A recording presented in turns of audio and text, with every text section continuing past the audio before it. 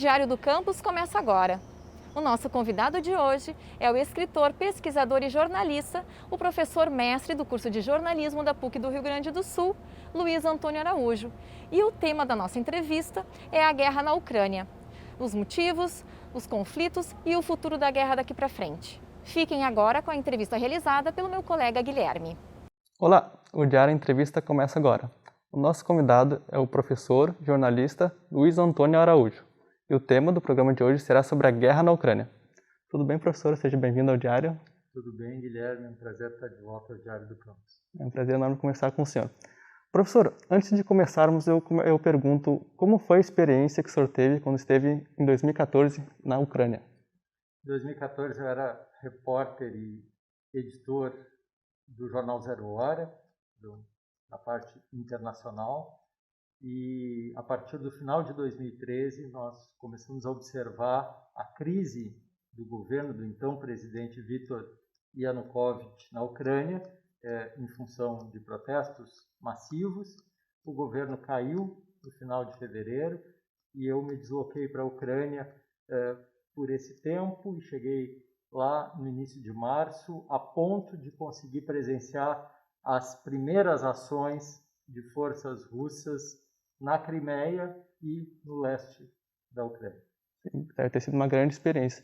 E, professor, eu começo perguntando quais os motivos da invasão russa e o que levou a esta guerra? A Ucrânia, historicamente, pertenceu, a sua maior parte, ao antigo Império Russo e, depois da Revolução Russa de 1917, tornou-se uma república soviética, que aderiu à Federação e depois à União das Repúblicas Socialistas Soviéticas por uma decisão do seu governo. Ela foi historicamente considerada, tanto pelos czares como pelas lideranças soviéticas, como parte da esfera de influência de Moscou. Depois do fim da União Soviética, em 1991, ocorreu um movimento no sentido de se tornar, afirmar sua autonomia em relação a Moscou e, ao mesmo tempo, flertar, se aproximar, reforçar os laços com os países europeus. Nesse movimento entre a Europa Ocidental e a Rússia, houve crises, houve avanços, recuos, houve grandes revoluções, a última delas em 2014, e o sentido da invasão é impedir que a Ucrânia escape definitivamente da órbita de influência russa. Sim. E esse conflito entre os países, ele poderia ter sido evitado de alguma forma? E se sim, quais foram os erros que acarretaram na destruição de vidas que estamos vendo agora? Esse conflito se explica, antes de mais nada, pela decisão do governo russo, de Vladimir Putin, de manter a Ucrânia como um país obediente aos seus desígnios. Essa não é a vontade da maioria do povo ucraniano, que já mostrou por várias vezes que pretende tomar nas suas mãos o destino do país como qualquer população de qualquer país soberano no mundo. É isso que não é aceito pelas autoridades em Moscou. Houve tentativas de gerenciar essa situação de maneira diplomática, mas no momento em que a diplomacia fracassa, os governos são colocados diante de uma alternativa: ou permitir que o país afetado tome nas suas mãos o seu destino e decida o que quer fazer, ou, por outro lado, usar da força para obrigar esse país a fazer aquilo que ele não deseja fazer. Sim. E como o senhor enxerga o papel da ONU e da OTAN nesses dias de guerra? Me parece que tanto a ONU como a OTAN têm adotado uma postura de pressão verbal e diplomática, econômica, com a adoção de sanções, né, e falando especificamente dos organismos que fazem parte do sistema da ONU.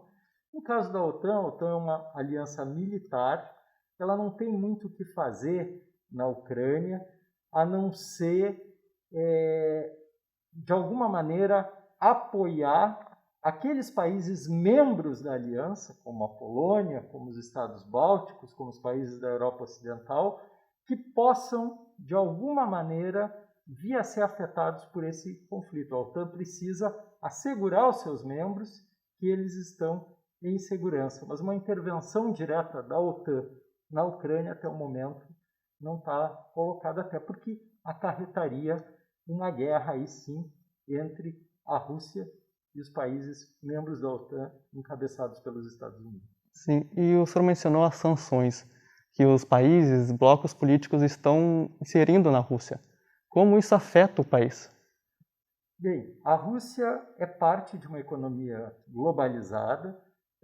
O capital russo está presente em uma infinidade de países, inclusive o Brasil, inclusive os Estados Unidos, mas é especialmente influente na Europa Ocidental. As sanções significam que o objetivo dos países e dos organismos que as adotam é utilizar de uma pressão extrema sobre o regime russo.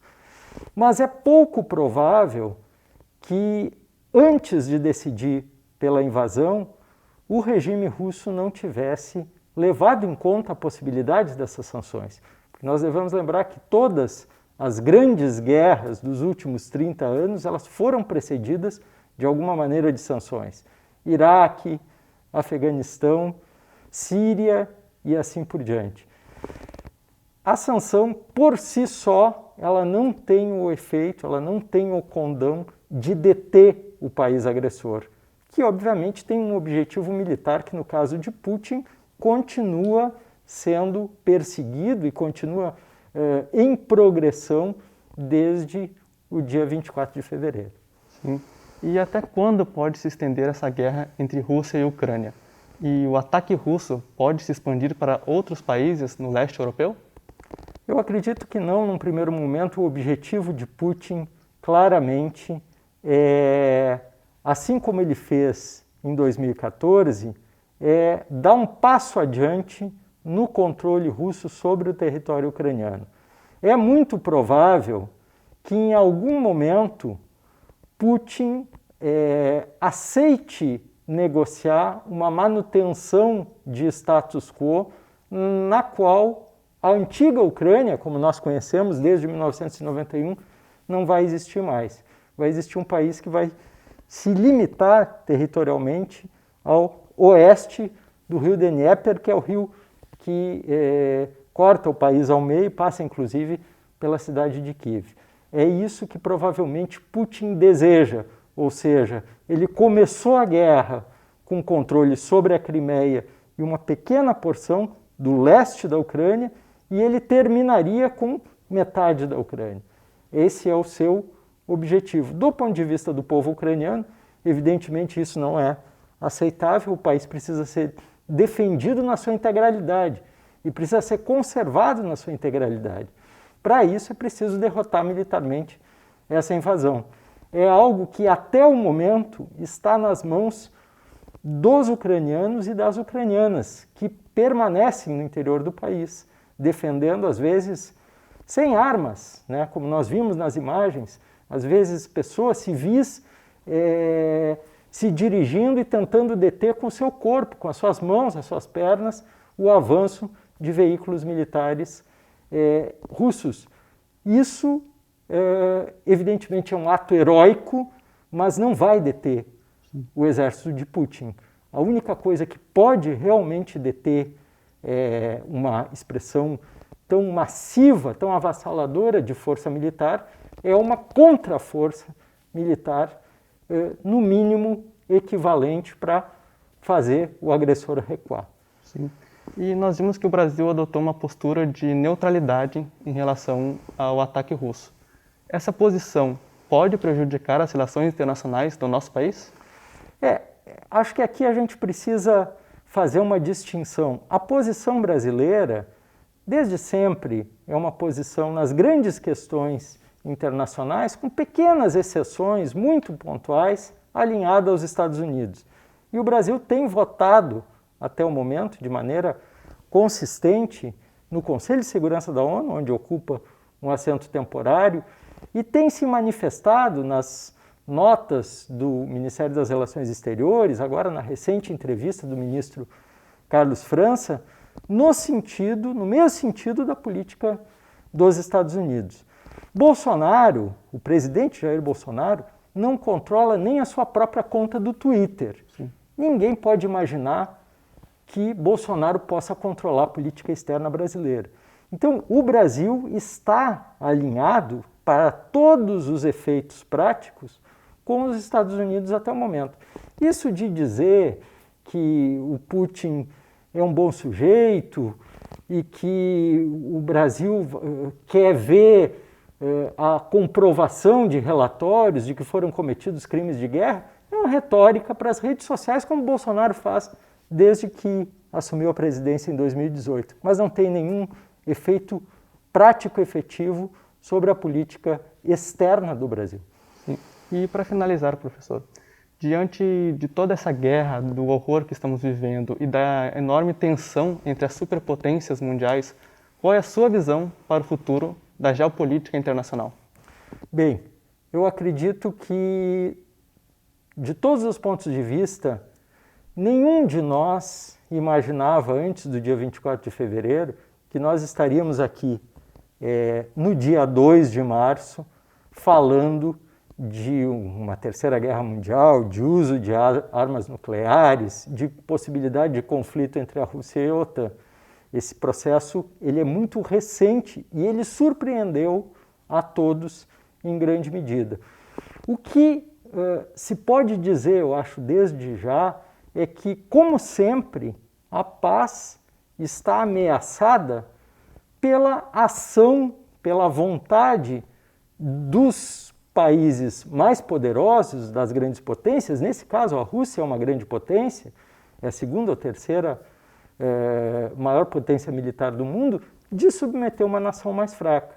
Enquanto isso existir, enquanto for possível para um país militarmente mais poderoso subjugar um país inferiormente capaz de se defender, esse processo, nós vamos ver outras guerras, vamos ver outros processos de crise, assim como a gente está vendo em outras regiões. Por exemplo, se fala muito pouco, mas há uma guerra que se desenrola há mais de 10 anos, que é a guerra da Arábia Saudita e dos seus aliados contra a população do Iêmen. Se fala muito pouco. Não há discussão no Conselho de Segurança. Os Estados Unidos apoiam a Arábia Saudita, a maioria dos países europeus apoia a Arábia Saudita. E é preciso que se diga que a guerra no Iêmen é uma guerra tão sanguinária e tão criminosa quanto a guerra de Putin na Ucrânia. Só que dessa vez envolvendo aliados e interesses do chamado mundo ocidental. Isso precisa terminar e precisa terminar da única maneira possível, quer dizer, com um amplo movimento que detenha essa sanha das grandes potências, dos grandes interesses econômicos e militares por dominar o mundo pobre, o mundo mais fraco. Infelizmente, esse é um cenário que vem se repetindo em muitos anos e esperamos que isso mude o mais rápido possível. Professor, eu quero agradecer muito a sua participação, foi um prazer enorme conversar com o senhor e o Diário do Campus está sempre aberto para recebê-lo quando o senhor quiser. Foi uma ótima conversa. Muito obrigado. O Diário Entrevista fica por aqui e até o próximo programa. O Diário do Campus fica por aqui, mas vocês podem continuar nos acompanhando através do Instagram, Twitter e Facebook. Não se esqueça de deixar o seu comentário, curtir este vídeo e se inscrever no nosso canal. Até semana que vem. Tchau!